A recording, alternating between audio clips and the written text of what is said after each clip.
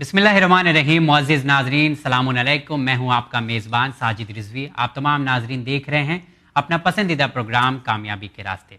आज के एपिसोड में हम बात करेंगे career opportunities in design and fine art. Design your career in design.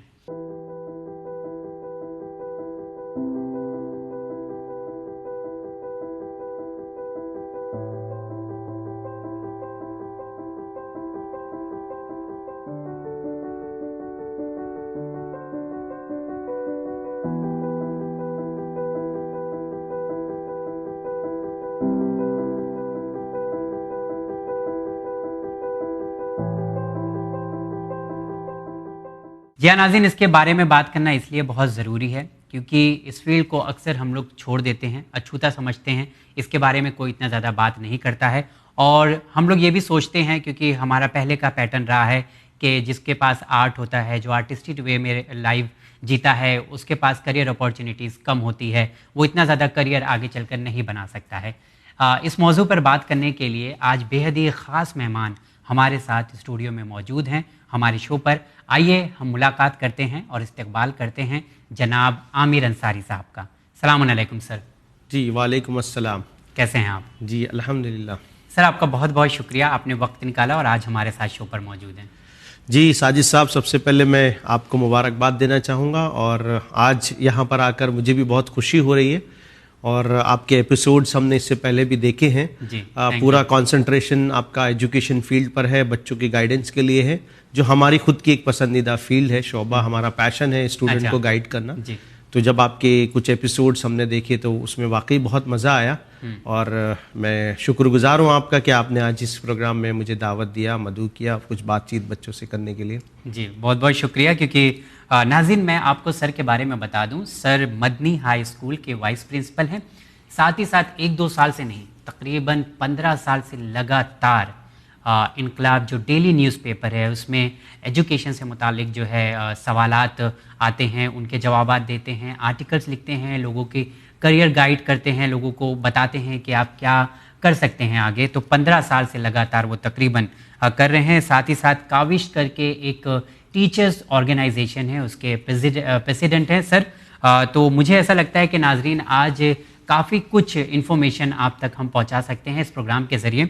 Sir आपका बहुत बहुत शुक्रिया तो मैंने अदा कर दिया है, लेकिन अब शुक्रिया अदा करेंगे व्यूअर्स आपका, क्योंकि आज एक ऐसी हस्ती हमारे साथ मौजूद है जो काफ़ी इन्फॉर्मेशन हमारे बच्चों तक पहुँचा सकते हैं। जी बिल्कुल शुक्रिया, मैं कोशिश करूँगा अपनी बात अच्छे अंदाज में बच्चों तक पहुँचाने की। बिल्कुल सर, जैसा कि हमने कहा, बच्चों को बताया कि करियर अपॉर्चुनिटीज़ इन डिज़ाइन और फाइन आर्ट के बारे में हम बात करेंगे। ये एक ऐसी फील्ड रही है जिसे अनोखा समझा गया है, अछूता समझा गया है, लोगों की बहुत ज़्यादा तवज्जो इसकी तरफ नहीं रही है और इसे अगर कंसीडर किया है माँ बाप ने और बच्चों ने तो एक हॉबीज़ के तौर पर। आपका क्या नज़रिया है सर? जी सबसे पहले मैंने जिससे आपसे कहा शुरुआत में भी कि आप मुबारकबाद के मुस्तहिक हैं कि इस अनोखे टॉपिक को आपने अपने करियर गाइडेंस के शो में इसको एक मौजू दिया, एक टॉपिक लिया। ये एक ऐसी फील्ड है, फाइन आर्ट्स और डिज़ाइन की शोबा जो है एक ऐसा शोबा है जिसमें बहुत ज़्यादा अपॉर्चुनिटीज़ अवेलेबल है।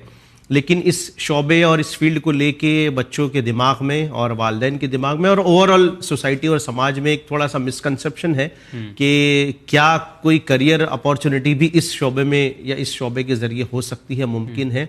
तो इंशाल्लाह हम शो के कोशिश करेंगे कि कुछ बातचीत के ज़रिए बताएं बच्चों को कि किस तरह से ये एक फील्ड जो है वो आपको न सिर्फ ये कि आपको एक जॉब सेटिस्फेक्शन देगी बल्कि एक मज़ा आएगा। जो बच्चे वाकई इस फील्ड के हैं वो जब इस फील्ड में करियर करेंगे, पैसे भी कमाएंगे, तो वाकई उनको लगेगा कि एक राइट करियर में वो बच्चे आए हैं। तो गुड करियर डिज़ाइन कर सकते हैं डिज़ाइनिंग फील्ड में। बिल्कुल बिल्कुल सही, आपका जो टैगलाइन है design your career in design, एक बेहतरीन करियर ऑप्शन बच्चों के लिए हो सकता है।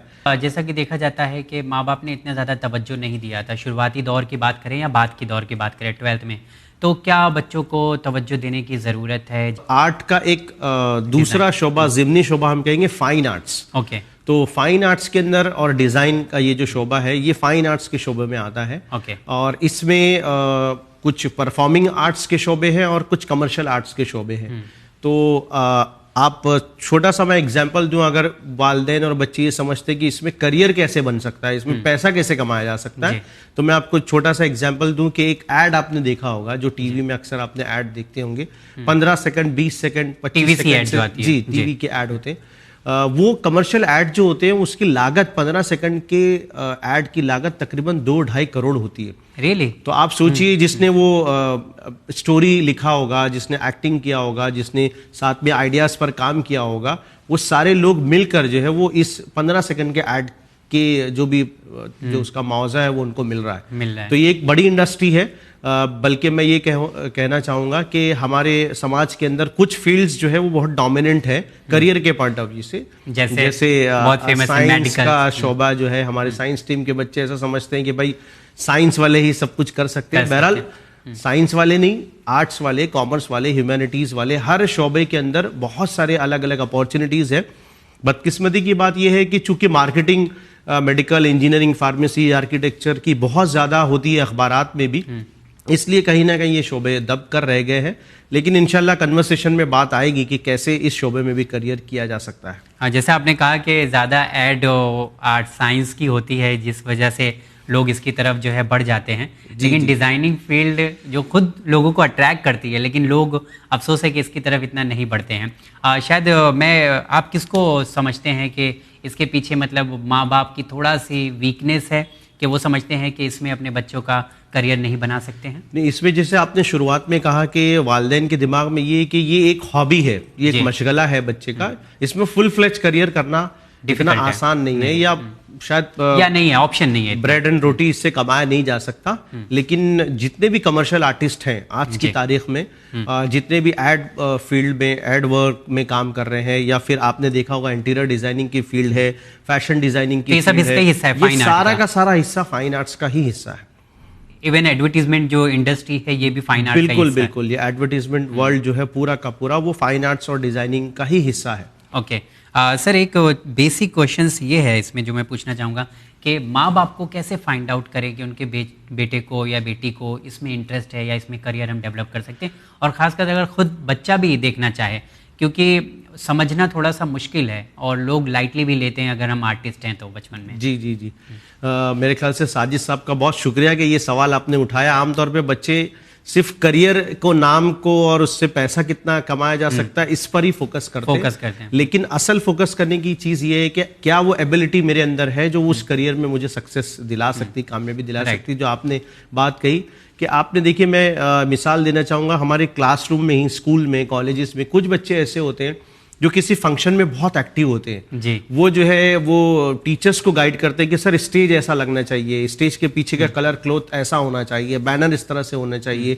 चेयर्स जो है वो इस तरह से होनी चाहिए, इस्तकबाल मेहमानों का इस फूल से करना चाहिए, फूल की बजाय किसी और चीज़ से करना चाहिए। घरों के अंदर कुछ फंक्शन है तो उसमें हमारे नन्हे मुन्ने कुछ बच्चे ऐसे होते हैं जो अपनी राय देते हैं कि आंटी या अम्मी जो है आप ये कलर का बुर्का ना पहने, या अब्बू जो है ये कुर्ता आपको सूट नहीं करेगा शायद उस फैमिली फंक्शन के हिसाब से। तो ये जो सेंसेस है, ये जो स्किल्स बच्चा बता रहा है, दिखा रहा है, ये दरअसल डिजाइन और शॉपिंग में भी बच्चे कुछ इंटरेस्ट लेते हैं। बिल्कुल बिल्कुल बिल्कुल सही कह रहे हैं आप। तो क्या उस तरफ भी मतलब ऐसा होता है कि मतलब ये सब तो जो हॉबीज आप बता रहे हैं जी, ये सब बहुत लाइटली ली जाती है, बिकॉज बच्चों को भी मना कर दिया जाता है कि क्या बता रहे हो, अभी बहुत छोटे हो तुम। जी जी, ये असल में हमारे वहाँ करियर का जो सिलेक्शन का जो फोकस है वो सिर्फ एकेडमिक रिकॉर्ड्स है। हाँ, जो सब्जेक्ट्स में अच्छे मार्क्स मिलेंगे तो वो सब्जेक्ट में आप करियर करें। हालांकि करियर की सिलेक्शन में one of the criteria academic records होते हैं, नॉट द ओनली क्राइटेरिया। चूंकि हमारा पूरा एजुकेशन सिस्टम मार्क्स बेस्ड है, इसलिए थोड़ा कहीं ना कहीं गलत फहमी होती है। तो वो बच्चे जो इस तरह के स्किल्स रखते हैं कि वो कलर कॉम्बिनेशन, क्रिएटिविटी, नए आइडियाज, आपने देखा होगा कुछ बच्चे क्लास में ऐसी शरारत करते हैं कि टीचर भी परेशान हो जाता है। जी, कुछ क्या अक्सर सारे बच्चे कॉपी ऐसी की करते हैं वो कि टीचर पकड़ नहीं पाते जी। ये जो आइडियाज वाले जो बच्चे हैं ना, वो अपने काम में जो नए इख्तिराई सोच के साथ कुछ नया काम कर रहे हैं, ये दरअसल डिजाइन और फाइन आर्ट्स के बच्चे हैं। आगे चलकर अगर उनको कोई क्रिएटिव फील्ड मिलती है, एक अच्छा किया जाए या गाइड किया जाए, जी बिल्कुल, प्रोफेशनल फील्ड में जाएंगे तो ये बहुत आगे जाने वाले बच्चे। सर, एक प्रॉब्लम ये भी है क्योंकि ये जो सब्जेक्ट होते हैं हमारे पास, जो बचपन में स्कूल्स में हमें पढ़ाए जाते हैं आर्ट्स में, तो हम लोग को लगता है कि ये सिर्फ स्कोर करने के लिए है। बात बीच में आई थी तो मैं ये जानना चाहूँगा क्या गवर्नमेंट की तरफ से भी कुछ इस तरह के कदम उठाए गए हैं जिससे बच्चे अगर इसमें स्कोर करते हैं तो आगे चलकर अपने करियर बनाएंगे तो फ़ायदा होगा? कुछ ऐसा सर्टिफिकेट या कुछ ऐसा इवेंट वगैरह होता है? बिल्कुल। गवर्नमेंट ऑफ महाराष्ट्र की मैं जहाँ स्टेट ऑफ महाराष्ट्र की मैं बात करूँ तो हमारे वहाँ डायरेक्टर ऑफ आर्ट का एक शोबा है, बाकायदा डायरेक्टरेट है आर्ट का। उसके ज़रिए जो है वो फाइन आर्ट्स के कोर्सेज भी मुनक़िद किए जाते हैं, आर्किटेक्चर के कोर्सेज मुनक़िद किए जाते हैं, और डिप्लोमा इन आर्ट्स जो आर्ट टीचर का डिप्लोमा होता है वो भी मुनक़िद किया जाता है। और उन्हीं के ज़ेर एहतमाम जो है स्कूल लेवल के बच्चों के लिए एलिमेंट्री और इंटरमीडिएट लेवल का एक ड्राइंग का कंपटीशन होता है। जो कंपटीशन में बच्चे हिस्सा लेते हैं, उनमें कुछ एग्जाम में वो जब पास आउट होते हैं तो उनको सर्टिफिकेट मिलते हैं ग्रेड्स के साथ में, ABC ग्रेड्स के साथ में। आप देखिए अगर आपका बच्चा उस एग्जाम में बैठता है और A ग्रेड से वो पास हो रहा है तो हम एज अ काउंसलर कह सकते हैं कि ये बच्चा, इसके अंदर जो है वो स्पाशल एप्टीट्यूड मौजूद है, इसके अंदर जो वो क्रिएटिविटी मौजूद है, ये बच्चा बहुत अच्छा आर्किटेक्ट बन सकता है अगर उसका मैथ्स का बैकग्राउंड, फिजिक्स का बैकग्राउंड अगर इस ड्राइंग के साथ में कंबाइन हो जाए तो बहुत अच्छा जो है वो आर्किटेक्ट बन सकता है। उसी तरह से इस एग्जाम के थ्रू थोड़ा सा लापरवाही हमारे स्कूल्स में, तो मैं व्यूअर्स से कहना चाहूंगा कि अगर आपके बच्चे लोअर क्लास में हैं, 7th स्टैंडर्ड से जी, 7वीं और उसके बाद अगर आपके बच्चे हैं तो आप जो है वो स्कूल के जरिए ये कंपटीशन में अपने बच्चों को बैठाएं और उनके ये टेस्ट देखें। तो इसका फायदा आगे चलकर जैसा आपने बताया उसमें होगा हमारे जी, इसका फायदा ये होगा कि कई कोर्सेज हैं उसमें एडमिशन के वक्त भी आपका A grade, B grade, C grade के बेस पे कुछ ग्रेस मार्क्स आपको मिलेंगे। इवन 10th स्टैंडर्ड की, इवन 10th में भी बोर्ड एग्जाम में उनको बेनिफिट मिलता है उस मार्क्स का। ओके, तो इसके लिए मतलब कब एग्जाम कब होता है, कब ये एग्जाम आमतौर पे अक्टूबर या नवंबर में होते हैं। तो इस एग्जाम के लिए फॉर्म लेकिन जून जुलाई में ही भरे जाते हैं, लेकिन इस साल थोड़ा सा पूरा पेंडेमिक की वजह से सारा सिस्टम डिस्टर्ब है। इवन महाराष्ट्र का जी, इस साल जो है अभी तक नोटिफिकेशन भी नहीं आया एग्जाम का। तो बहरहाल आप नजर रखें, अपनी स्कूल में बात करके रखें। क्या इसके लिए कुछ फीस वगैरह भी देनी पड़ती है? इसके लिए बहुत मामूली फीस, नॉमिनल फीस, 100-150 रुपए से ज्यादा फीस उसकी नहीं होती। अच्छा, हजारों में नहीं है कि नहीं, बिल्कुल ये गवर्नमेंट का एग्जाम है, बल्कि बच्चे देंगे तो उनको मज़ा भी आएगा इसमें। ओके सर, एक और बेसिक सवाल मैं करना चाहूँगा कि जैसा आपने कहा कि अगर फाइन आर्ट की तरफ आना है तो आपको इंटरेस्ट देखना पड़ेगा, लेकिन मैं जानना चाहूँगा इसके साथ साथ क्या क्राइटेरिया और होगा जो बच्चों को ध्यान में रखना चाहिए कि हम अपना करियर इसमें डेवलप कर सकते हैं? देखिए, मैं बच्चों से और वालिदैन से कहना चाहूँगा कि थोड़ा सा ग्रेड्स जो होते हैं, हमारे स्कूल के रिजल्ट्स होते हैं, जो रिजल्ट्स को आप देखें कि हमारे बच्चों को 1st स्टैंडर्ड से लेकर 8th स्टैंडर्ड तक ड्राइंग के सब्जेक्ट में क्या मिल रहा है। ओके, अदर जो सर्टिफिकेट जैसा ड्राइंग का एलिमेंट्री, इंटरमीडिएट, उसमें क्या मिल रहा है, और कोई कंपटीशन ड्राइंग या आर्टिस्टिक इस तरह के फंक्शन या एग्जीबिशन वगैरह में वो पार्टिसिपेट कर रहा है, कुछ बनाना है प्रोजेक्ट वर्क में, उसको क्या मिल रहा है। तो इस तरह के सारे ऑब्जर्वेशन के साथ बच्चा क्या कर सकता है फ्यूचर में, आपको एक अंदाजा हो सकता है। स्पेसिफिकली फाइन आर्ट्स के शोबे में अगर आगे बढ़ना है तो 10 के बाद हमारे वहाँ सिस्टम है कि आर्ट्स, कॉमर्स और साइंस, ये 3 शोबों में से किसी एक शोबे का इंतखाब करना होता है। लेकिन फाइन आर्ट्स के लिए आप समझ लीजिए कि बहुत अपॉर्चुनिटी कि कोई भी शोबे से आप आगे कोई भी स्ट्रीम हो, चाहे कॉमर्स, आर्ट, साइंस, कुछ मैटर नहीं करता। बिल्कुल बिल्कुल, साइंस से जाएंगे, आर्ट से जाएंगे, कॉमर्स से जाएंगे, तीनों शोबे से आप जा सकते हैं। बेटर होगा या तो आप साइंस का इंतखाब करें या फिर आर्ट्स का इंतखाब करें, तो मेरे हिसाब से थोड़ा ज़्यादा फोकस कर पाएंगे आप अपने करियर के ऊपर। ओके, तो बहुत सारे जो हमारे जो अच्छे कोर्सेज हैं वो सारे के सारे प्रोफेशनल कोर्सेज जो खुलते हैं, ओपन होते हैं 12th स्टैंडर्ड के बाद। ओके, तो हमारे बच्चों को ध्यान रखना चाहिए कि 12th स्टैंडर्ड जो है अब एग्जाम और उसके मार्क्स और उसके ग्रेड बेंचमार्क नहीं रहा है एडमिशन प्रोसेस के लिए। किसी भी प्रोफेशनल कोर्स के लिए जी अब एडमिशन होता है एंट्रेंस बेस पर जी। तो हमारे बच्चों को न सिर्फ ये कि अपने एकेडमिक रिकॉर्ड्स सही करने हैं, बल्कि ये जो एंट्रेंस एग्जाम्स है उस पर भी हमको ध्यान रखना होगा। अभी आइंदा आपसे बात जब आगे बढ़ेगी तो मैं आपको बताऊंगा कि कौन से इंपॉर्टेंट इंस्टीट्यूट है और वो कौन से इंपॉर्टेंट एग्जाम्स है जो हमारे बच्चों के लिए जरूरी है। सर, एक और थोड़ा सा इशू है इंटरनेशनल मार्केट की, अगर हम बात करें और इंडिया को अगर हम देखते हैं तो क्या डिमांड है अगर एक गुड करियर ऑप्शन अपना लेके चलना है डिजाइनिंग में, तो क्या मार्केट क्या है इसकी? देखिए, मैं एक बात शायद बताना भूल गया आपको कि हर फील्ड, चाहे वो फार्मास्यूटिकल इंडस्ट्री हो, चाहे वो पैकेजिंग इंडस्ट्री हो, चाहे वो इंजीनियरिंग का शोबा हो, मोबाइल सॉफ्टवेयर बनाना हो, हर फील्ड का ताल्लुक जो है वो डिजाइन फील्ड से। अच्छा, हर फील्ड का है। आप देखिए एक बंदा है जिसने कुछ सॉफ्टवेयर बना रहा है, वो सॉफ्टवेयर इंजीनियर है, बट वो सॉफ्टवेयर इंजीनियर जब तक इंटरफेस नहीं बनेगा, जब तक वो दिखेगा नहीं कैसे वो काम कर रहा है, तो उसको दिखने के लिए, समझने के लिए वो यूजर फ्रेंडली है या नहीं, ये काम ये एक डिजाइनर करता है। इंजीनियर सॉफ्टवेयर प्रोग्रामर उसने बनाकर रख दिया जी, लेकिन वो सॉफ्टवेयर काम कैसा करेगा, दिखेगा कैसे, चीजें न्यूमेरिकली कैसे आएंगी, कौन सी चीज पहले आएंगी, कौन सी चीज बाद में आएंगी, वो कलर उसका क्या होगा, ये सारी चीजें जो है जिसको इंटरफेस वगैरह कहते हैं, वो सारी के सारा डिजाइनर जो है वो तय करता है।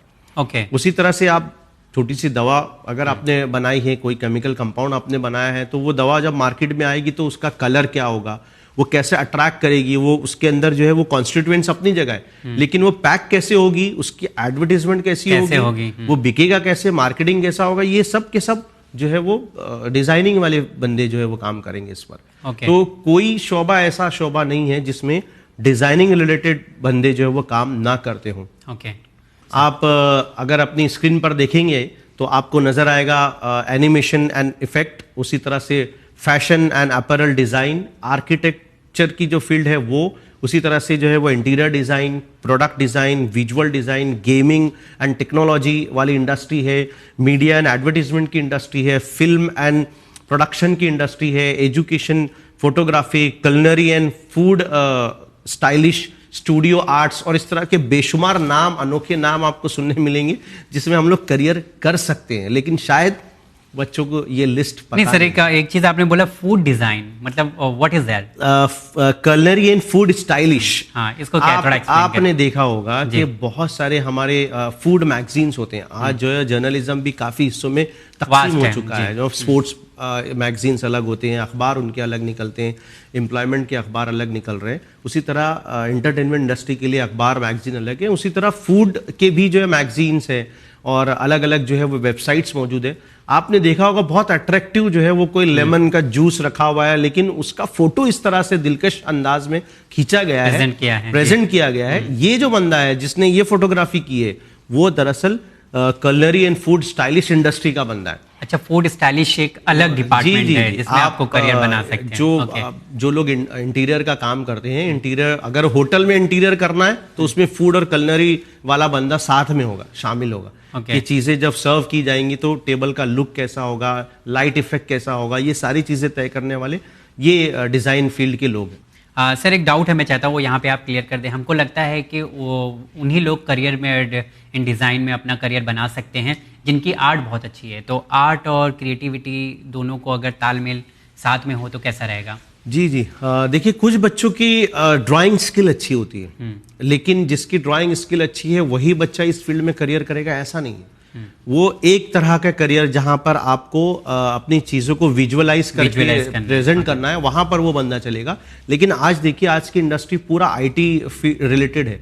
आज लोगों को ड्राइंग बनाना नहीं होता है, आइडियाज दीजिए कंप्यूटर पे, आप सारे कमांड दीजिए, ड्राइंग बनकर तैयार है जी। तो यहाँ पर जो विजुअलाइजेशन, इमेजिनेशन जिसका बहुत अच्छा है, उसी तरह से जिसका स्पाशियल विजुअलाइजेशन बहुत अच्छा है, यानी जो 2D 3D डायमेंशन में सोच सकता है, इमेजिन कर सकता है बहुत सारी चीजों को, तो वो बंदे जो है वो इस फील्ड में करियर कर सकते हैं। ओके सर, एक और सवाल हमने किया था कि इंटरनेशनल मार्केट की अगर हम बात करें तो इंडिया को और इंटरनेशनल मार्केट को आप कैसे देख रहे हैं कि मतलब क्या मार्केट निकल कर आ सकता है, जॉब प्रोफाइल आगे चलकर कैसा होगा? देखिए ये बहुत अच्छा सवाल है आपका, और पेरेंट्स और व्यूवर्स जो हमारे बच्चे हैं वो थोड़ा सा इस सवाल का इंतजार करेंगे, पैसे और कमर्शियल इसका फायदा है या नहीं। मैं आपको बताऊं कि जो है वो बहुत अच्छी डिमांड है हमारे इस शोबे के माहिरीन की, खास तौर पे मैं कहूँ कि जिनके पास लैंग्वेज स्किल है और क्रिएटिविटी है, वो अगर इस शोबे में जा रहे हैं तो जो क्रिएटिव स्टोरी राइटर्स है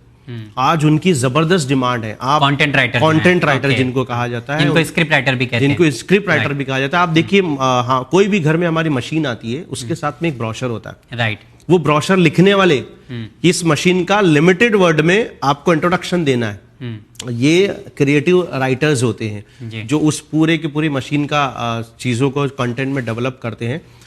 मार्केट की जहां तक आप बात करें तो आप देखिए 2015 के बाद से कई ऐसे इंटरनेशनल डिजाइन स्कूल्स हैं जिन्होंने मुंबई, दिल्ली, मद्रास, जिसको चेन्नई कहा जाता है, international Bengaluru, international schools, private school जो है वो हमारे कई इलाकों के अंदर उन्होंने अपने जो है वो स्कूल्स खोल कर रखे हुए हैं। अच्छा, थोड़ा सा महंगा कोर्स है ये अगर इन स्कूल्स में आप जाएंगे तो, बट अदरवाइज कोचिंग जबरदस्त है। हमारे गवर्नमेंट के इंस्टीट्यूट जिसका जिक्र आगे होगा उसमें भी और ये प्राइवेट इंस्टीट्यूट में भी, चूंकि मार्केट बहुत जबरदस्त है इसका, इसलिए ही ये सारे के सारे इंटरनेशनल जो है डिजाइन स्कूल्स भी हमारे वहाँ कदम रखते जा रही हैं। तो इंडिया में भी इसका काफी डिमांड फिर हो गया है, मतलब ऐसा हम कह सकते हैं। हम बिल्कुल कह सकते हैं। सिर्फ ये हम कहना चाहेंगे कि जो बच्चों की ये स्किल है, जिनके अंदर ये एस्थेटिक सेंस है और वो सारी क्वालिटीज उनके अंदर है या थोड़ा ब्रशअप कर सकते हैं, वो अगर इस पे कदम रखते हैं तो जबरदस्त बूम है इस इंडस्ट्री के अंदर। तो पैकेज भी अच्छा है मार्केट में। बिल्कुल बिल्कुल। सर मैं चाहता हूँ कि अब आप कुछ इंस्टीट्यूट के नाम भी बता दें, टॉप इंस्टीट्यूट इन इंडिया जहाँ से ये कोर्स बच्चे कर सकते हैं। जी, पहले मैं कुछ कोर्सेज के नाम बताऊं। जैसे आप जो बच्चे इस इंडस्ट्री में कदम रखना चाहते हैं तो वो 12th स्टैंडर्ड के बाद में BFA नाम का एक कोर्स कर सकते हैं, बैचलर ऑफ फाइन आर्ट्स। उसी तरह से आप जो है वो बैचलर ऑफ डिजाइन का कोर्स कर सकते हैं। Okay. National institute of fashion technology आपने नाम सुना होगा, बड़ा अदारा है हिंदुस्तान का, वहां से आप फैशन टेक्नोलॉजी का कोर्स कर सकते हैं। और उसी तरह से जो है वो कई ऐसे अलग अलग कोर्सेज है जिसमें अपैरल डिजाइन है, फर्नीचर डिजाइन है, प्रोडक्ट डिजाइन है, कम्युनिकेशन डिजाइन है। तो मैं यहाँ पर नाजरीन को और हमारे व्यूवर्स को ये कहना चाहूंगा कि दो बड़े इंस्टीट्यूट की आप जरूर मालूमात लें। एक है NID और दूसरा हमारा अदारा है IIT। NID में और IIT के अंदर बैचलर ऑफ डिजाइन का कोर्स मौजूद है। NID national institute of design जी, काफी पुराना इंस्टीट्यूट है और आपको बताते हुए मुझे फख्र महसूस होता है कि इंटरनेशनली ये NID जो है वो बहुत वर्ल्ड क्लास का एक माना हुआ अदारा है जो अहमदाबाद में जी। यहाँ से निकले हुए जो बच्चे हैं, NID का जो प्रोडक्ट है वो फेसबुक है, गूगल है, माइक्रोसॉफ्ट है, इंटरनेशनल लेवल की जितनी भी कंपनीज हैं वहां पर जो है इनको डायरेक्ट पैकेजेस मिलते हैं जी। तो बच्चों को इन कोर्सेज में अगर दाखला लेना है, जिसको हम लोग बैचलर ऑफ डिजाइन का कोर्स कहते हैं, तो BDES उसको शॉर्ट में कहा जाता है। मैं भी सिर्फ BDES की बात करूंगा आज के इस प्रोग्राम में। BDES के अंदर आप टारगेट करें UCEED नाम के एक एंट्रेंस एग्जाम को, UCEED, under graduate common entrance exam for design. ये UCEED नाम का जो कोर्स एंट्रेंस एग्जाम है, ये 12th के बच्चे जो साइंस, आर्ट्स, कॉमर्स कोई भी क्लास के बच्चे हों, ये एग्जाम में अपीयर कर सकते हैं। इस एग्जाम में क्वालिफाई बच्चे हिंदुस्तान के 4 बड़े अदारे, IIT Bombay, IIT Guwahati, IIT Hyderabad और IITDM मतलब Indian institute of information technology design and manufacturing Jabalpur. ये 4 अदारों के अंदर उनको दाखला मिल सकता है। ये चारों के चारों अदारों के बारे में एक अगर वक्त है तो मैं बताता हूं। बिल्कुल क्राइटेरिया। ये चारों अदारे जो हैं वो ऐसे अदारे हैं जिनका शुमार इंस्टीट्यूट ऑफ नेशनल इंपॉर्टेंस में होता है। अच्छा, ओके, ग्रेट। ये इंस्टीट्यूट ऑफ नेशनल इंपॉर्टेंस क्या है, जिसको शॉर्ट में INI कहा जाता है। मैं व्यूअर से कहूंगा कि गूगल करें खाली INI, व्हाट इज INI और उसकी फायदे क्या है। हिंदुस्तान के अंदर तकरीबन 50,000 से ज्यादा अदारे होंगे, एजुकेशनल इंस्टीट्यूशन होंगे, कॉलेजेस, यूनिवर्सिटीज। उसमें INI जो है वो तकरीबन 150 के करीब है। हिंदुस्तान का जो नेशनल लेवल का एजुकेशन का जो बजट बनता है उसका 50% INI के लिए जाता है और बाकी का 50% बाकी के अदारों के लिए जाता है। इसका मतलब आप सोच सकते हैं कि इन अदारों में कितनी ज्यादा सहूलियात होंगी, फीस के एतबार से, इंफ्रास्ट्रक्चर के एतबार से, फैकल्टी के एतबार से जबरदस्त अदारे हैं ये। बस ये है कि इसमें दाखला मिलना बहुत मुश्किल है। अच्छा, और उसकी वजह यही है कि हमारे पास राइट टाइम पर अगर राइट इंफॉर्मेशन मिल जा रही है तो वही बच्चे इन अदारों में जी। तो वो बच्चे जो 9th में है, 10th में है, 7th में है, 11th में है, वो ध्यान रखें। अगर आपको BDES कोर्स इन 4 अदारों से करना है तो आप जो है इसको प्रिपेयर करें। और अगर वो बच्चे जो इस साल मिस कर गए, अभी उनका 12th का एग्जाम आया भी नहीं, वो सोचेंगे अभी एंट्रेंस एग्जाम कैसे दूं मैं पहले। हाँ, ये मेरा सवाल भी है सर आपसे। जी, तो वो भी अगले साल दे सकते हैं। UCEED तो बिफोर 12th बोर्ड एग्जामिनेशन जी हम लोग ये एग्जाम दे सकते हैं, एंट्रेंस एग्जाम। बहुत अच्छा कि आपने ये सवाल किया। 12th साइंस के बच्चे या 12th आर्ट्स, साइंस, कॉमर्स के बच्चे वो ध्यान में रखें, आपका 12th का एग्जाम जब होगा तब होगा, लेकिन आपके सारे एंट्रेंस एग्जाम जो है उसके फॉर्म्स अभी भरे जा रहे हैं। अच्छा। चाहे वो नीट हो, चाहे JEE मेंस हो, चाहे होटल मैनेजमेंट के कोर्स के लिए JEE अलग से होता है, या यूसीड नाम का जो मैंने कहा। अभी एक जो दूसरा अदारा मैंने कहा, ये 4 अदारों के अलावा NID, national institute of design. देखिए शायद गवर्नमेंट ने, CBSE ने तो ऐलान कर दिया कि 12th का एग्जाम वो मई में लेने वाले हैं इस साल के लिए। बाकी के स्टेट बोर्ड्स भी मई और जून के आसपास ही। लेकिन हमारा जो ये NID वाला जो इंस्टीट्यूट है, इनका एंट्रेंस एग्जाम भी अभी उसके फॉर्म निकल चुके हैं और 7 फरवरी 2021 इसके फॉर्म भरने की लास्ट डेट है। और मार्च में ही इसका एग्जाम होने वाला है। तो बच्चे ये खाम ख्याली में ना रहें कि भाई अभी पहले हम 12 देंगे, फिर जो है वो किसी कोर्स का फॉर्म भरने के लिए हम एंट्रेंस। ये पहले शायद ऐसा होता था, आज के दौर में नहीं है। जी। ये अब जो भी बच्चे 11th में हैं उनको करियर का सिलेक्शन करना, कौन सा एंट्रेंस एग्जाम दे रहे हैं उसका सिलेक्शन करना, उसका प्रिपरेशन करना, ये थ्रू आउट 2 इयर्स का प्लान होना बहुत जरूरी है। देखिए यूसीड में और NID का जो एंट्रेंस एग्जाम है उसको डैट कहा जाता है, DAT, ड्राइंग एप्टीट्यूड टेस्ट जो होता है, ये एग्जाम, इसके लिए आसानी से एग्जाम को क्रैक करना वो मुश्किल काम है। मतलब आप कल सोचे क्या क्राइटेरिया नहीं, मैं ये कह रहा हूं कि कल आपने फॉर्म भरा और आज जो है वो एग्जाम देने जा रहे हैं आप, तो आप इसमें क्रैक नहीं कर पाएंगे। अच्छा, इट्स डिफिकल्ट। ये चारों अदारों में जो IIT बॉम्बे और गुवाहाटी और मैंने 4 अदारे बताए, ये 4 अदारों में टोटल 179 सीट्स है खाली। अच्छा, 179 यूसीड एग्जाम कंडक्ट किया जाता है ऑल इंडिया लेवल पर। तो one of the toughest exam माना जाता है इसको। और इसमें फॉरेन के बच्चे भी बैठते हैं, आपकी जानकारी के लिए मैं बता दूं, इसमें आउट ऑफ इंडिया के बच्चे भी ये यूसीड एग्जाम में अपीयर करते हैं और NID के डैट में बैठते हैं। तो हमारे बच्चे जिनके अंदर क्रिएटिविटी, आइडियाज भरपूर मौजूद है, मैं इनसे रिक्वेस्ट करूंगा कि ये 2 अदारों की भरपूर मालूमात लें। और 2015 से अब तक के 5 साल 6 साल के पेपर्स ऑलरेडी मौजूद हैं, पेपर पैटर्न को समझे। सिर्फ ड्राइंग इसमें नहीं होता है, बल्कि इसमें कंप्यूटर बेस्ड टेस्ट होते हैं। उसके लिए आपको न्यूमेरिकल पेपर्स की तैयारी भी करनी पड़ेगी। और साथ ही साथ जो है इसमें MSQ होता है, मतलब मल्टीपल सेलेक्टिव क्वेश्चन होते हैं। ये शायद बच्चों को नहीं पता होगा कि अब तक MCQ पता है आपको, मल्टीपल चॉइस क्वेश्चन, मतलब एक सवाल 4 जवाब, उसमें से कोई एक सही। बट MSQ क्या होता है, जो JEE एडवांस में भी MSQ होता है, यहां पर भी यूसीड में भी MSQ होता है। यानी एक सवाल 4 जवाब, एक भी सही हो सकता है, 2 भी सही हो सकते हैं, 3 भी सही हो सकते हैं, 4 भी सही हो सकते हैं। अगर एक सवाल के 3 जवाब सही है, आपको तीनों मार्क करने पड़ेंगे, तभी आपको फुल मार्क्स मिलेंगे। अच्छा, वो ऐसा नहीं है कि चारों में से कोई एक बताएं? चारों में से कोई एक नहीं होगा। उसमें 2 भी सही है तो दोनों को मार्क करना जरूरी है जी। तो इस तरह के क्वेश्चन की प्रिपरेशन, मतलब उसके पेपर पैटर्न मार्केट में अवेलेबल है, तो वो पहले से ही उसकी प्रैक्टिस हमें होना चाहिए। बिल्कुल। ओके, और क्राइटेरिया क्या है इस एग्जाम का? फॉर एग्जांपल परसेंटेज की अगर मैं बात करूं। परसेंटेज इसमें कोई क्राइटेरिया नहीं है। 12th में 50% आपका कम से कम होना चाहिए, किसी भी स्ट्रीम से होना चाहिए। सिर्फ एक बात मैं बताता चलूं कि जो IITs, जो 4 IITs है, उसके अंदर जो एडमिशन के लिए यूसीड मैंने कहा, तो IIT बॉम्बे, IIT हैदराबाद और IIT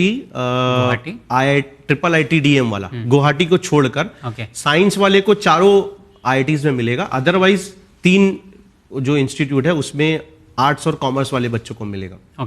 और एक इंटरेस्टिंग बात आपको मैं बताना चाहूंगा, आपने सुना होगा कि रुपीस का जो सिंबल है, जी, वो रुपीस का सिंबल कैसे वजूद में आया? जी, गवर्नमेंट ने एक ऑल इंडिया लेवल का कंपटीशन रखा था। अच्छा। और उस कंपटीशन में जिस बंदे ने वो रुपी का सिंबल नया बनाया था, उसको जो है वो प्राइज भी मिला और वही सिंबल गवर्नमेंट ने अडॉप्ट किया। जी, वो बंदा आज IIT गुवाहाटी में एज अ फैकल्टी मेंबर पढ़ा रहा है। अच्छा। उदय कुमार उनका नाम है, तमिलनाडु के वो बंदे हैं। अच्छा। तो आप सोचिए, वो चीज जो हिंदुस्तान की तारीख का हिस्सा बन गई है, वो एक डिजाइनर का काम है। उदय कुमार। अच्छा, चलिए, ये अच्छी इन्फॉर्मेशन आपने पहुंचाई हम तक। तो आप इस तरह के अगर आपके पास आइडियाज है कि सिंबल चैनल्स के कैसे होंगे, इंडियन टीम का जो है वो कुछ अगर लोगो बनाना है, वो नया कुछ अगर बनाना है, वो कैसा होगा, ये सब आइडियाज वाले बंदे जो है वो इस फील्ड के बंदे। तो शायद ये कहना गलत नहीं होगा कि जहां चाह है वहां राह है। बिल्कुल। तो अगर आप चाहते हैं अपना करियर डिजाइन करना डिजाइनिंग फील्ड में, तो आपको थोड़ा बहुत क्रिएटिव के साथ साथ एक्टिव भी होना पड़ेगा और आपको विजुअलाइज करना पड़ेगा कि चीज़ें कैसी दिखेंगी फ्यूचर में। सर, बहुत बहुत शुक्रिया आपका, आपने अच्छी इन्फॉर्मेशन हमारे नाजरीन तक पहुंचाई और अब मैं चाहता हूं कि व्यूअर्स के क्वेश्चंस हैं उनके जवाब आप दें। सर, इसी के साथ मैं बढ़ता हूं सवाल की तरफ। एक सवाल है मोहम्मद अली का, 12th क्लास में लेस देन 50% इनका आया था और ये 2 साल से कंफ्यूज हैं कि आगे क्या करें। इनका जो दिल चाहता है वो मेडिकल लाइन में जाना चाहते हैं, तो कुछ एडवाइस करेंगे आप मोहम्मद अली साहब को? जी, मोहम्मद अली भाई, आपने बहुत अच्छा सवाल किया है। और देखिए, सबसे बड़ा मसला हमारा ये है कि हम लोग ले देकर कहीं ना कहीं मार्क्स पर जाके अटक जाते हैं। जी। हमको ऐसा लगता है कि मार्क्स कम आया तो मेरा करियर और मेरा फ्यूचर खत्म हो चुका है। जबकि मैंने एक ऐसे साहब का प्रेजेंटेशन देखा है जिन्होंने अपना एक स्लाइड शुरू किया था। उसमें बताया कि एक बंदा वो इस सब्जेक्ट में फेल हुआ, फिर उसने वापस से वो एग्जाम दिया, फिर फेल हुआ, फिर उसने जो है वो किसी तरह से पास करते हुए वो आगे बढ़ा, और उसी सब्जेक्ट में फेल होने की वजह से उसने जिद मान लिया कि मैं अब इस सब्जेक्ट को पछाड़ कर रहूंगा, और वो बंदे ने उस सब्जेक्ट में पीएचडी किया। अरे वाह!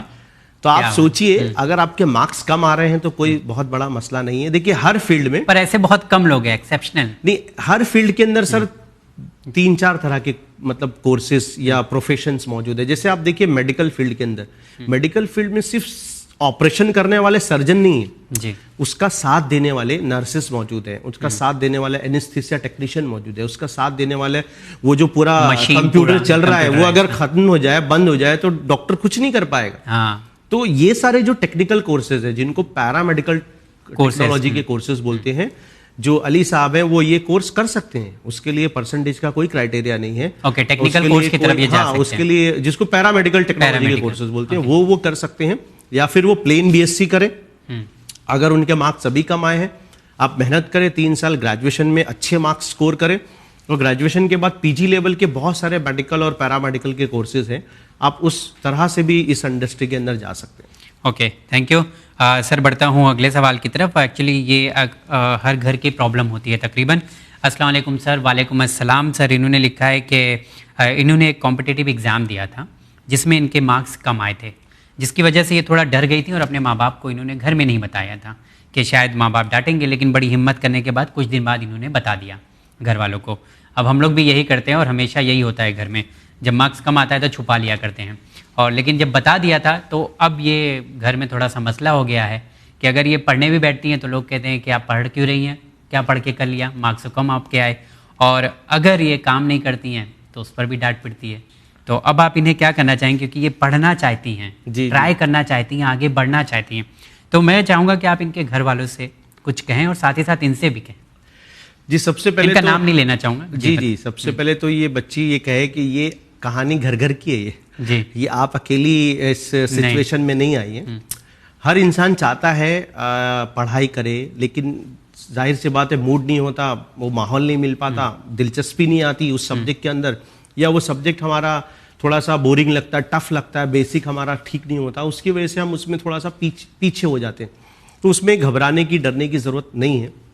हम लोगों को सच्चाई का, हकीकत का सामना करना चाहिए कि भाई ठीक है, मैं अगर मैथ्स में वीक हूं तो मैं वीक हूं, उसमें मैं मैथ्स में वीक हूं, लेकिन मैं जो है वो कोई और सब्जेक्ट 2-4 ऐसे होंगे जिसमें मैं बहुत अच्छा होऊंगा, बहुत अच्छा कर सकता हूँगा। तो शायद उन्होंने जो अपने लिए एग्जाम अपने लिए मुंतखब किया है वो थोड़ा सा टफ एग्जाम है, उससे थोड़ा लो लेवल के एग्जाम में, अगर वो नेशनल लेवल का एग्जाम दे रही हैं तो हम कहेंगे एग्जाम ने मेंशन नहीं किया, अगर मेंशन करती तो शायद। जी, अगर वो, वही मैं कह रहा हूँ, अगर नेशनल लेवल का एग्जाम है, जैसे स्टाफ सिलेक्शन का एग्जाम वो दे रही है, या यूपीएससी सिविल सर्विसेज एग्जाम की तैयारी कर रही है, तो मैं कहूँगा कि आप क्या करें कि स्टेट लेवल के एग्जाम पर आ जाए। आप यूपी के जो स्टेट सर्विस एग्जाम है उसमें आप बैठे, और इस तरह के एग्जाम में आप कॉम्पीट करने की कोशिश करें। और एक चीज दिमाग से निकाल दें, देखिए एक बहुत अच्छा मुहावरा है क्या, कि इस दुनिया का सबसे बड़ा है रोग कि क्या कहेंगे लोग। तो ये बात दिमाग से निकाल दे कि लोग क्या कहेंगे। जो लोग कॉम्पिटिटिव एग्जाम्स में बैठते हैं ना, वो एक अटेम्प्ट में बहुत ही मुश्किल से कामयाब होते हैं। इसको कामयाब करना इतना आसान नहीं होता। 2 अटेम्प्ट, 3 अटेम्प्ट, 4 अटेम्प्ट, गवर्नमेंट ने अटेम्प्ट्स क्यों बढ़ाई है? अगर उनको नाकारा लोग चाहिए होते तो वो अटेम्प्ट नहीं बढ़ाती। जो भाई 2 बार फेल हो गया, 3 मरतबा फेल हो गया, तो उसको चाहिए ही नहीं हमको। हम नंबर ऑफ अटेम्प्ट्स बढ़ाने का मतलब ये है कि चूंकि वैरायटी और कंटेंट बहुत ज्यादा है, तैयारी में वक्त लगता है, तो आप दिल बर्दाश्ता ना हो। पेरेंट्स से भी दरखास्त करूंगा, कॉम्पिटिटिव एग्जाम्स की थोड़ी डिफिकल्टी लेवल बहुत हाई होती है। अपने बच्चों को किसी भी काम के लिए आप मतलब प्रोत्साहित करें, उनको दिल बर्दाश्ता ना करें, कोई ऐसा कमेंट मोटिवेट करें, हौसला बुलंद करें, उनका हौसला बढ़ाएं ताकि वो आगे कुछ नहीं। पर ये ऐसी सिचुएशन होती है ना सर, जिसमें हर बात कड़वी लगती है, चाहे माँ बाप की हो, दोस्ती की हो, कोई भी अगर कुछ बोल देता है तो ऐसा चुभती है आके नहीं, ये सिचुएशन में पढ़ाई के जी जी, उसकी वजह ये है कि उस बच्ची ने या उस बच्चे ने अपने आप को इन्फिनिटी कॉम्प्लेक्स में वो चले गए कि शायद मैं ऐसा हूं, मैं नहीं कर सकता हूं, उसने मान लिया है हार, शायद इस वजह से थोड़ा सा वो एक गिल्टी फील कर रही है कि मुझे इस तरह के टॉन्ट मिल रहे हैं। तो वो सारी चीजें मैंने कहा कि लोगों की बातें थोड़ा इग्नोर करें और पॉजिटिव चीज़ों पर कॉन्सेंट्रेट करेंगे तो वो ज़रूर कामयाब होंगी। सर बहुत शुक्रिया। बढ़ता हूँ अगले सवाल की तरफ। सलामुन अलैकुम। वालेकुम अस्सलाम। अवान रिजवी का ये सवाल है, ये कह रहे हैं कि जो है सर मैं BA सेकेंड ईयर में हूँ और मेरे पास 3 सब्जेक्ट हैं, English, history and political science, और ये IAS ऑफिसर का UPSC का एग्ज़ाम देना चाहते हैं, लेकिन ये कह रहे हैं कि मैं हिंदी मीडियम से हूँ, तो क्या मेरे लिए IAS का एग्ज़ाम क्रैक करना अच्छा होगा? साथ ही साथ कोचिंग की ज़रूरत होगी तो कौन सी कोचिंग आपकी नज़र में है? जी जी, बहुत अच्छा सवाल है। ऐसे हमारे कई बच्चे हैं जो सिविल सर्विसेज की तैयारी कर रहे हैं और कोचिंग शायद उनको मुहैया नहीं हो पा रही है। तो सबसे पहले तो जो आपने सब्जेक्ट चॉइस किया है वो बेहतरीन सब्जेक्ट है। इंग्लिश, हिस्ट्री और पॉलिटिकल साइंस, ये तीनों भी आप इसमें थोड़ा अच्छे से गहराई से उसका मुताला करें, थोड़ा पीछे से मुताला करें। NCERT की बुक्स जो है वो 7th स्टैंडर्ड से आप स्टार्ट करें और अभी जिस स्टेज में आप हैं ग्रेजुएशन के सेकेंड ईयर में, इसमें भी आप पास होने के लिए आप इस एग्जाम को ना दें सेकेंड ईयर का, फर्स्ट ईयर का, बल्कि कंटेंट को समझने के लिए, क्योंकि मुझे ये सारे कंटेंट सिविल सर्विसेज के एग्जाम की तैयारी में काम आने वाले हैं, उस तरह से इसको पढ़िए। कोचिंग की जहां तक बात है, देखिए हर स्टेट के अंदर मुख्तलिफ यूनिवर्सिटीज़ हैं। यूनिवर्सिटीज़ में कोचिंग का, सिविल सर्विसेज और अदर कॉम्पिटिटिव एग्जाम्स जो होते हैं उसकी कोचिंग का स्पेशल सिस्टम मौजूद है।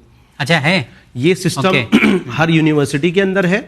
उसके अलावा स्टेट गवर्नमेंट की तरफ से कुछ फंड्स जो है वो कुछ मखसूस अदारों को दिए जाते हैं जो इस तरह की क्लासेस जो है वो चलाते हैं। उसी तरह से आज की तारीख में इतने सारे online coaching free of cost वो मौजूद है जो सिविल सर्विसेज की तैयारी के लिए मौजूद है। उसमें से एक मैं आपको नाम बताऊं, हमारे एक IAS ऑफिसर है जिनका ताल्लुक यूपी से है, वो अभी IPS ऑफिसर है, वो नूरुल हसन साहब, वो नांदेड़ के अंदर अभी DCP की पोस्ट पर है, DSP की पोस्ट पर है।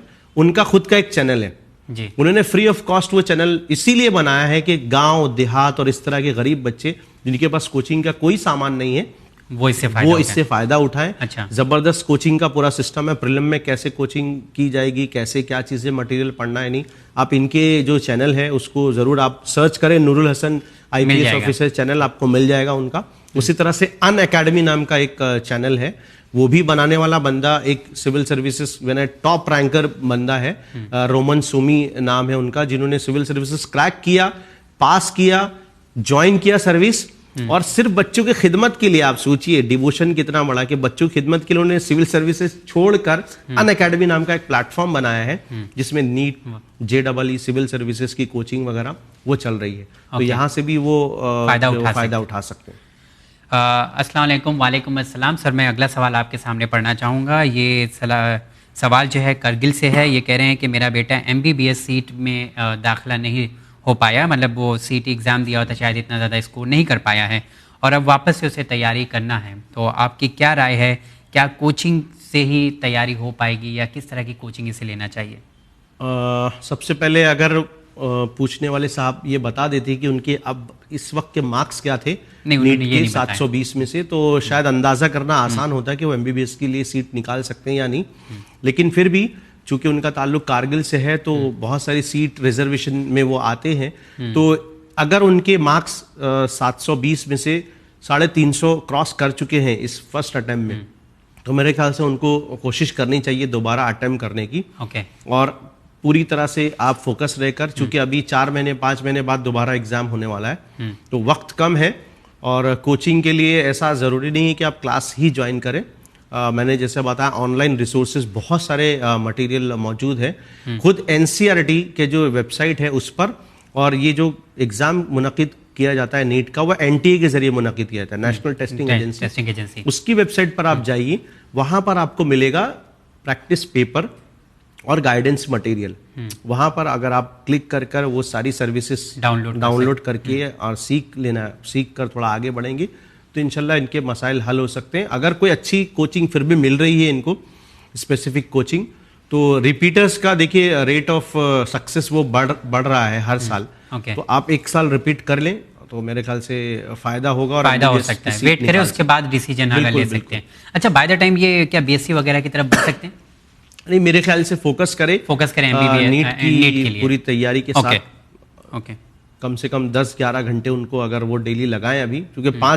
5 महीने का ही वक्त है अभी, तो कम से कम 10 से 11-12 घंटे अगर वो डेली नीट की तैयारी में लगाएंगे तो ज़रूर वो आगे बढ़ सकते हैं। आगे नीट क्रैक कर सकते हैं। ओके सर, आपका तहे दिल से शुक्रिया अदा करता हूं कि आपने वक्त दिया और आज हमारे साथ प्रोग्राम में सर जुड़े, आप लोगों को बताया कि design your career in design किस तरह से आप कर सकते हैं। कई रास्ते आपके सामने सर ने रखे, अब एक रास्ता आपको चुनना है कि आपको किस तरह से अपनी मंजिल को तय करना है, वो आपके हवाले। अगर इससे जुड़े हुए कोई सवाल है तो आप हमसे पूछ सकते हैं। हमारा ईमेल एड्रेस है vinislam@gmail.com। साथ ही साथ व्हाट्सएप के ज़रिए भी आप सवाल पूछ सकते हैं। नाजरीन, हमारा व्हाट्सएप नंबर है 9930474147। सर, आपका मैं शुक्रिया अदा करता हूँ। इंशाल्लाह अगले एपिसोड में फिर आपसे मुलाकात करूँगा। जी बिल्कुल, बहुत बहुत शुक्रिया आपका भी। और लेकिन मैं चाहता हूँ, आपसे गुजारिश करूँगा कि ये डिज़ाइन को और ज़्यादा हम लोग खुलकर लोगों के सामने लेकर आएँ। जैसा कि आपने भी कहा था कि एक अनोखी और अनदेखा कर दिया गया है इस फील्ड को, और दूसरे भी सब्जेक्ट पे इंशाल्लाह हम गुफ्तगू करेंगे सर। बिल्कुल बिल्कुल, थैंक यू सर। तो जी हाँ नाज़रीन, हम लेते हैं आपसे इजाज़त हमारी टीम के साथ। देखते रहिए चैनल विन। बहुत बहुत शुक्रिया।